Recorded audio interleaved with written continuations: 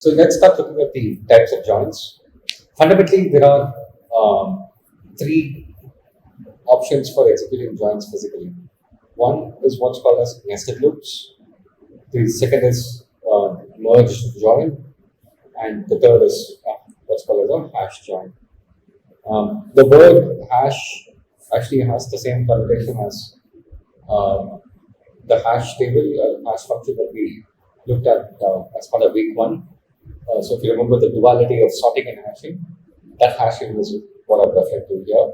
In fact, the merge actually has the same connotation as the sorting that we saw, the duality of sorting and hashing in week one. Yeah, so here's another way it manifests, right? Multiple different approaches to do the same thing to achieve the same functionality, but they have different characteristics in terms of performance. Okay, let's take a look at what these fundamental types are. First is nested loops. As the name suggests, this starts with a loop inside a loop, which takes a look at merging the data elements together. So let's just consider two table joins for now, not extend that beyond. So I have table A, table B. I want to join them on a column K, which is common. And then once I join, I want to do something. Right? Doing something meaning the operations that happen further up in the relational algebra tree. I want to execute all of that once the joins are done, once the joins have been computed. So in physically doing this step of join, effectively using nested loops, I do two loops, one within the other. In the outer for loop, what I do is just iterate over all the records in table A. In the inner for loop, I iterate over all the records in table B, and then I go through for each such record. What is the match? If there is a match, we'll do something. If there's no match, then the join actually is yielding nothing. And then, so I keep looping through the inner table records, and then once the inner for is done, the outer for loop continues. The ordering of table A, table B doesn't matter. So the nested loop is actually like an associative operation. Commutative operation. It doesn't matter what the ordering is. The performance of this kind of join is going to be the same with respect of the ordering of the tables here. So it's going to be n times n. If you have n records in A, n records in B, n times n is what you need in terms of the time it takes for us to go through this kind of a process. The other angle here is for you to be able to iterate over all the records of one table while the other iterator is also live is the assumption that both the tables have data which is small enough to fit in memory. So that's a pretty big assumption here. Keep it in mind. Merge join, on the other hand, is a slightly more sophisticated example of physically executing a join. So here, I want to look at the join operation itself as an interleaving or merging of two different streams of data, where the streams are themselves sorted, such that I don't have to look at too many elements of data at the same time. I just have to look at within a neighborhood of data values which are potentially going to match with what I have today, like what I have at the particular point in time. So the way I go about physically, executing this is first up, just sort the tables respectively, not together obviously, but respectively. And once you sort the tables respectively, then you pick up like an iterator over the sorted tables records of each. So in this case, iterator I over sorted table A's records, iterator J over table B's records, and then you look at whether the keys match. Because the keys are drawn from the same domain, you would expect the values to match or not match or be greater or be lesser. There needs to be some very clearly defined comparator, right? That should be possible on the key data type. So you could just have different if conditions for each of the different values of the comparator. So the first is the two values match, right? In which case, that's exactly what you want as a join. So do that something that you need functionally when you'll be done. Once you're done, then you just iterate you increment the record, the iterator to the next record in table B. That way, you're moving the neighborhood a little bit while maintaining the table A's iterator as it is. So that way, you're only joining local portions of the data, not worrying about the whole grand thing. If J's key, on the other hand, is greater, um, comparatively speaking, then it means that the neighborhood of records in B has already moved on to the next key. That's what this means. So therefore, you have to shift the neighborhood of records of table A. So that's why you come back and increment I, and then start the entire thing again, right? And vice versa. If I is actually moved on, J is actually at an earlier key, then you increment J and then start the entire check. So this way, the comparator is always applicable only to a local neighborhood, like I mentioned. So you don't have to worry about the entire grand join that you need to perform. But this is possible only if the data is actually ordered based on the key. So the sorting is a critical prerequisite for this join to work. The third type of join is a hash join. So here I'm going to just take one of the tables, let's say table A, and look at the key K, which means the column K. I look at all the values of column K and I hash it. Right? When I hash it, I get basically a hashed output. The hashed output becomes a key in a key value store, like for instance, a hash map in a Java collection, as an example, right? Or it could be some other hash implementation, doesn't matter. But you'll have a table like this, and in that table, the key, or rather the hashed value of the key, is what is getting indexed on, and then the values that you need. And usually, you would need all the different columns of table A necessary for operations that happen higher up in the relational algebra tree. All of those values for that record to be available here. And if there are multiple records, then you would have like an array of those or list of those records, right? So that's what gets created as part of this hash table. So effectively, you've taken that table A, which is laid out in a matrix, right, rows and columns, and you've taken that into a hashed list representation, where the hashing is on the key. The index is actually basically the hashed value of the key. The value is actually a list. The list is a bunch of records, all of which have the same key, same value of the key, right, in table A. So that's how you can mentally map this. The advantage of this structure is that now when table B gets parsed or read, I can just look at each record of B, not have to worry about whether table B is sorted, or not have to loop through all the records of B for all the records of A. I can just do this individually. So basically, I look at for each record of B, compute the same hash function. That will give me an index into one of these values. If I don't find any such indexed value already available, it means that this particular value of K in table B does not have a matching record, which means there is no join. Right? Likewise, if I have values in table A for column key, for the key column K, and there is no such value in table in column K in table B, you will never find any instance of this operation which will pick up a specific entry, right? Because you're iterating on the record of table B, not on the set of all possible keys anyway. So that's how the non-join operation is avoided.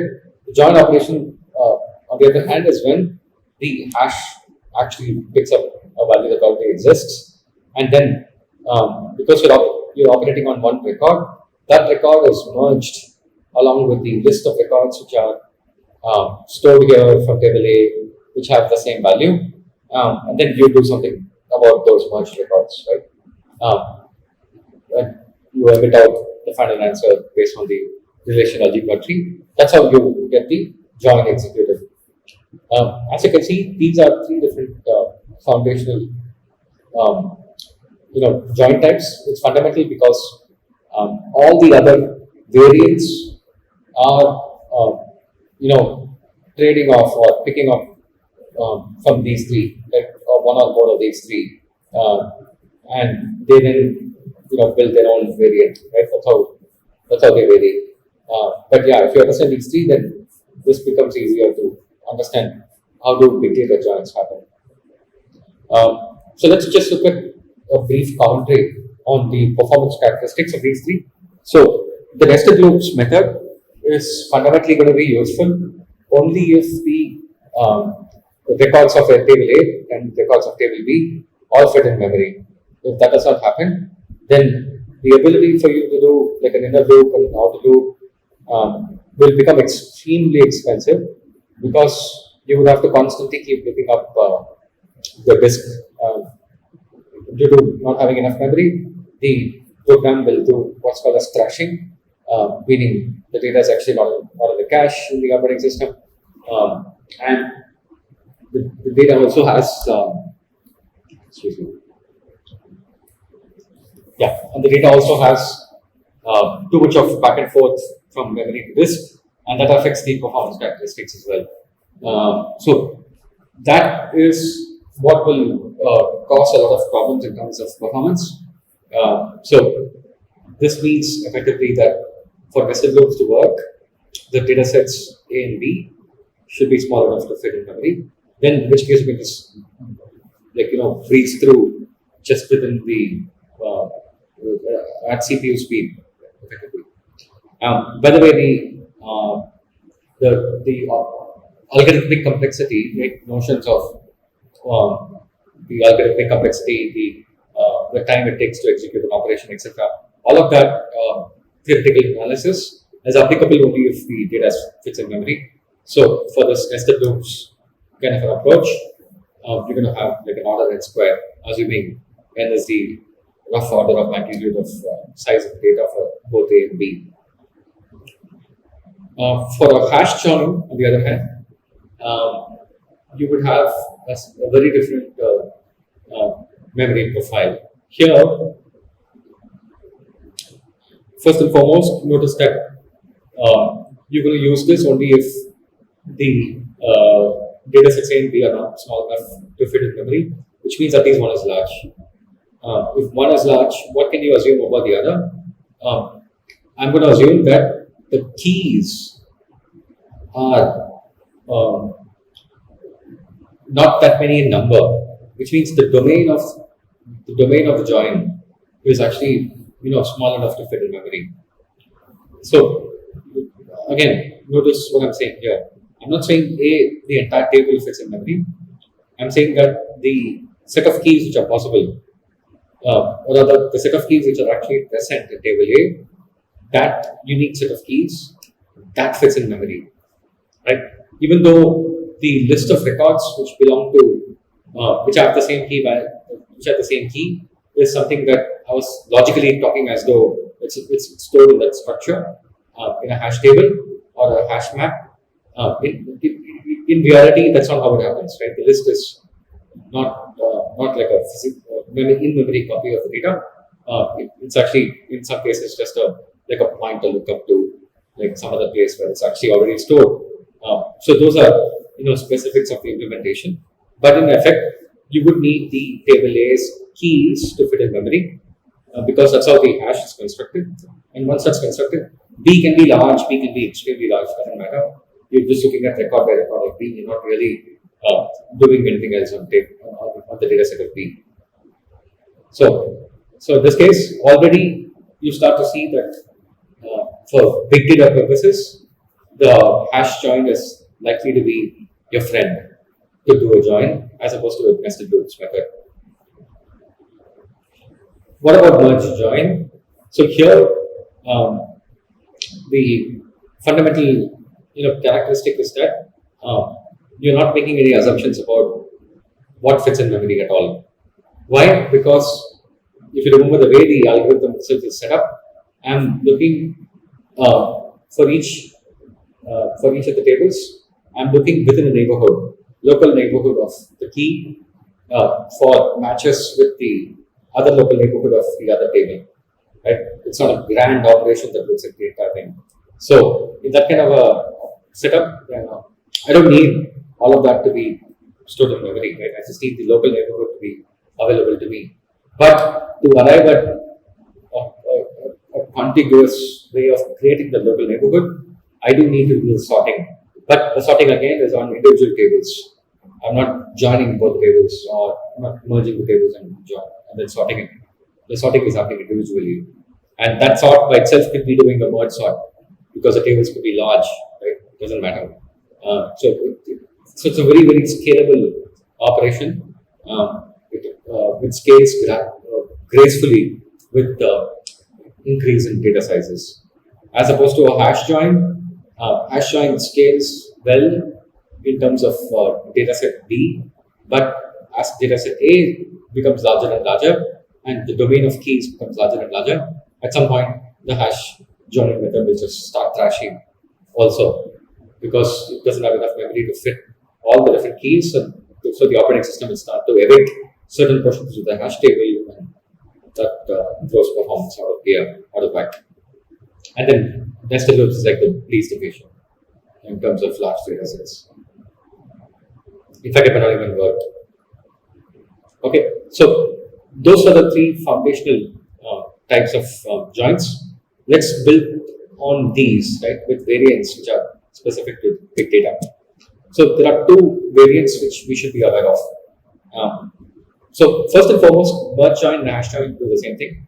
That comes from the duality of sort and hash. Merge join is most scalable. Like I said, it just looks at neighborhood at the time. And what this means is also that it's the least efficient in terms of time taken to do the join if other options are possible. So the way the optimizer in a SQL context would end up looking at this decision is to say, do I know enough about the data to choose nested loops because that's the fastest? If not, can I safely assume that it can be done using a hash join and not have to worry about thrashing? Or do I have to compulsorily end up choosing merge because the data sets are just too large? So that's the decision flowchart if you think about it. Effectively, within hash join itself, there are two variants which are possible. One is called the partitioned hash join, the other is the broadcast hash join. In a partitioned hash join, especially when the tables are large in size, you could look at the tables being large in size in two ways. First is the table A on which you're building the hash function. That itself is having a domain of keys which is really, really big and doesn't fit in memory of any single machine. In which case, you can partition that table and effectively you're partitioning the key space into distinct chunks, and then you're joining only within those chunks. So remember I was saying the variants just play on each other with respect to having picking up the best parts of different join types. So effectively, the analogy here is the local neighborhood join that's happening in merge join, right? I'm trying to mimic that same operation here, but have a very strongly defined notion of what a neighborhood is. In this case, it's a partition, and the partition is effectively a distinct key value of a key or distinct list of values for the key.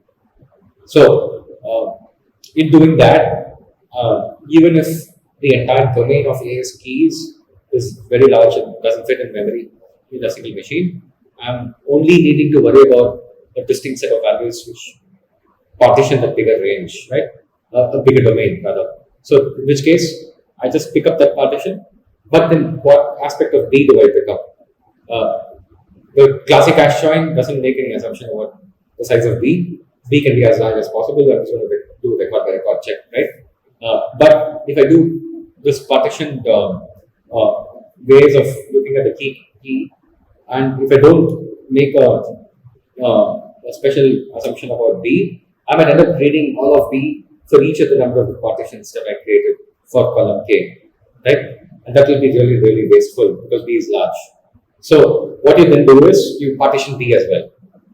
So this way, you take A, you take B, you say pick up the column K for the column I want to join on, and then partition in the same way using the same hash function, such that the set of values that have that actually hash to the same worker or same execution for both A and B are the same. So you're going to have a very high chance that the values match. And once the values match, that's your neighborhood that you need to search in. You don't need to worry about the rest of the neighborhoods which don't match. So that's how I separate the join problem of those two big tables to multiple join problems of smaller tables, basically subsets of the bigger tables. That's how this works out. And then the multiple smaller joins can operate in parallel because you have access to this cluster of machines. So that's the partitioned hash join approach. The other option here is what's called as the broadcast hash join. So here it really is a nifty trick which allows you to execute on a hash join much faster than any of the other types under a specific situation, which is B is large, like we spoke about, but also that A is small, right? So if A is small and B is large, obviously you can use nested loops. B is large, right? Merge join is too inefficient for this kind of a setup. You have an easier and a better way to do it, which is you take A and you create a copy of it in every single execution environment of B. Meaning, if B is already large, which means it's already spread out across multiple executions or executors in the world of Spark, multiple worker nodes in the world of Hadoop, right? So that's why I'm referring to it as part of B. I'm not consciously calling it as partition. I don't want to partition B. B can be as it is, doesn't have to change. So B is already spread out across multiple machines in the cluster. So to each of those machines where B is present, just send a copy of A, an entire copy of A. You don't need to partition A, right? That way, the B part that exists in a certain machine can have representations of keys from the entire domain, right? Or maybe some subsets of the domain. Doesn't matter. Because the A table is copied over in its entirety, the join can be completely locally achieved for that part of B to get to the final answer, which is applicable for that part of B. It's still not the final answer for the entire step, right? It's just a partial answer. And because I'm doing this in parallel, meaning the copy of A is actually made available in this machine, and all the machines in the cluster where B is present. And then the join happens locally. And the join that happens locally can be just a very simple hash join, right? Because A is still going to be a small table. So I just do like a hash table of A and then stream through like that part of B locally in each machine without having to worry about the size of B. That way, I get all the partial answers and then I concatenate and get the final answer. So this way of doing achieving the join is actually much faster than even doing partition join if A is a small table. All right, so let's just summarize the performance characteristics of these two variants. Partition hash table means I'm partitioning both the tables on the same key using the same function, which means that I'm potentially having to reshuffle data. Why is that the case? Because the way the data is laid out originally may not be partitioned on the same key, right? On the key on which I'm joining, it could be partitioned on something else or it could be randomly distributed. In which case, when I do the shuffle, when I do the partitioning, I'm effectively taking data and laying it out such that all the records which are the same value for the K occur together. So therefore the shuffle is required. And shuffle, like we spoke about in one of the earlier classes, requires data to be transferred over the network. That could be problematic if the size of A and B are large, even if the size of one of them is large. The broadcast hash join, on the other hand, the only shuffle it requires is the extent of copying table A to every single machine in the cluster. Now, if the number of machines in the cluster is large, like say 1,000, 10,000 as an example, even though the table A is small, in creating copies, I could be generating artificially a lot of data, but that's all right because I don't really need that data to be persisted beyond the lifetime of the join. I could just throw away, right, once the join is done. It still might be actually cheaper than having to partition B as well, right? Because in this broadcast hash join method, I'm completely avoiding the need to shuffle B across. And the only dependency on B is just reading every record of B once. No sorting required, no shuffle required. So these look fairly complex for the developer to worry about, but these are exactly the kind of decisions that the optimizer makes for you, provided it knows enough to be able to gauge whether A is small, B is small, etc. So let's just spend another few more minutes talking about partitioning. How do you even specify this, right? Remember we said partitioning, you partition A and B to arrive at this partition hash join approach, etc. How do you specify it? There are two methods to do it. One, at the time of creating the table, which is what I call as permanent partitioning of a table, and the other is at the time of specifying a query. So that's more temporary, right? It's query time partitioning. So the query time partitioning is done by using a specific set of keywords called as distribute by, and here you could you could use an expression which is like a function of the columns that you want to distribute by. But in most cases, most examples will just directly use the columns themselves, right? Either the key column or the surrogate key columns in concatenation, one of two. Yeah, so you could look it up from the Spark documentation. Effectively, what you're doing here is saying select statements, right? Select star from A comma B in a join A dot B equals B dot B, distribute by A, and then say for the columns that you're projecting out, which is the columns in the select class, which column you want to distribute the answers by. And then that data frame then becomes, as a result, partitioned based on the columns you specify the distribute by clause. That's query time partitioning. The permanent partitioning for table, you could create at the point of creation of a table. You could create it using the partition to by syntax even before the table gets populated. Like for instance, you could say create table, table 1 partition by key, semicolon, right? And that way the table gets created as a partition table. Then from that point on, if you start loading it with data, it automatically adheres to the partition specification that you've applied on it. Alternatively, you can obviously do the partition to by as a clause at the point of creating the table and populating the table. So if you use a create table as select formulation, you could also do the same partition by clause as part of the table creation. So these partitioning concepts can be specified at the point of querying, like I mentioned. You could also ask the Planet Optimizer, especially in Spark SQL, to use one of these join types. Like you could say, use broadcast hash join, or use nested loops, use blah blah blah, right? But that has an impact. So the way you would do it is, of course, using some standard interfaces that the Spark SQL itself provides. In this case, it's called as hints. Other databases also provide hints, provide mechanisms of giving hints, where the developer can actually tell the engine, by the way, you might want to use this specific algorithm for it, right? In effect, you are bypassing the declarative nature of SQL and getting into the how part of the execution, which is why I would not recommend it, because it becomes very quickly very complex to manage the moment you start specifying how, right?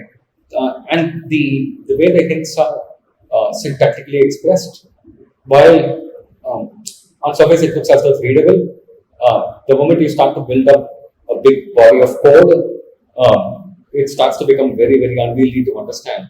why did the performance of this thing fail yesterday in production?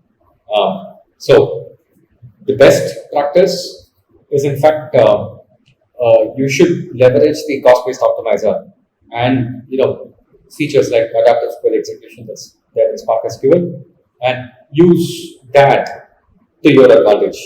So remember we spoke about stats, we spoke about rule model, cost model, and those play a role in determining if A is small, etc., etc. Right? So all of that is what's the role of a cost-based optimizer, and the specific functionality that Spark SQL also has, which is called as adaptive query execution. So leverage that, and that's going to stand you in better stead than going down the road of hints.